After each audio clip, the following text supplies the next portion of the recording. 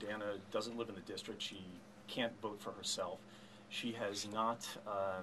She ran in 2008 and got 9.5% of the vote. And we've done a little research and we found that that is the worst performance for a Republican congressional candidate, the Republican nominee, since they kept records back in 1864. So I think the voting public has spoken about her candidacy. Already, the WorldNet Daily poll shows that we're polling at 22% against Nancy Pelosi. So the Republicans have a choice. They can either do what we did before with Dana, which didn't turn out very well, or they can go with a candidate that actually has viability against Nancy Pelosi, and we can have an exciting summer and a thrilling fall. Yeah, Dana, I mean, Cindy Sheehan got more votes than you last time out. I mean, she did, and the interesting thing is that John's in the camp with many of the Cindy Sheehan supporters, and that's something that is probably... That's news to me. Well, check out John Dennis Exposed, because we have your name guy. So I would just like to say that John conveniently forgets a couple things about the 2008 election. There were 3 candidates, so obviously you'd have less of a percentage.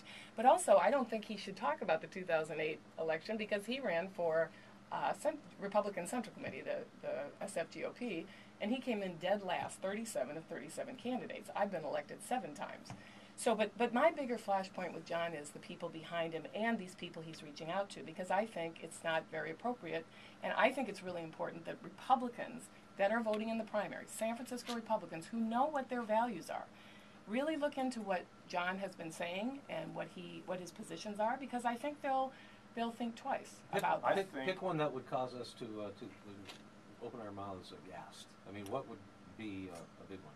Well, I think our military base is being unconstitutional because he's gone back on a lot of the original statements he said because we've really pushed him on it. But if you think something's unconstitutional and then change to, gee, we want to talk about the financial viability of them, it's 2 different things. He also is against the Patriot Act, which I think many Republicans in San Francisco are for. And you're not a Republican in San Francisco unless you're pretty darn clear on your beliefs. And I do think it's very odd when John talks about things like surprise endorsements that he won't bring out till after the primary, and that he'll make his positions clearly stated after the primary. I just think that's very upsetting. And we have him actually saying those things, so you can deny them, John, but you're on film saying those things. Which things? You're saying that you have surprise endorsements. You're saying that you will come out clearly on your positions.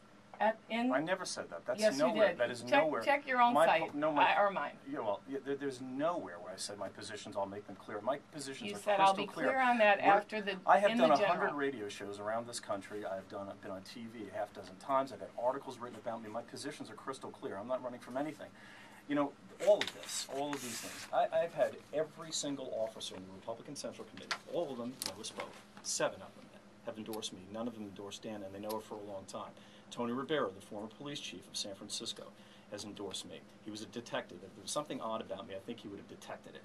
The truth of the matter is this, is that all of this stuff, all of it is a diversion. All of these accusations, this nonsense, this smear by association by Dana, is all a smokescreen and a tactic to take your attention away from the fact that she doesn't live in the district, can't vote for herself, and her performance in 2008. I mean, no one with a straight face can say that she's a viable candidate in this town. It's just not there, and I'm afraid to say that. All these other things are nonsense. I would like you to tell me the best things that you like about the Patriot Act. Here's what I don't like about it. There were some good things in the Patriot Act. There were some updates to technological advancements that needed to be done. There were some other things, but some of the things I don't like are the fact that FBI agents can write their own search warrants. Now, I have nothing against the FBI. That's not the issue. It's just that nobody should have that kind of power. That's a complete invasion of the Fourth Amendment, and they shouldn't be able to do it. We, this country, had a revolution based on writs of assistance. This shouldn't be, and that's one of the reasons why I don't like that. But again, all of these other things, they're just smears by association. It's just all nonsense. It's all about viability. I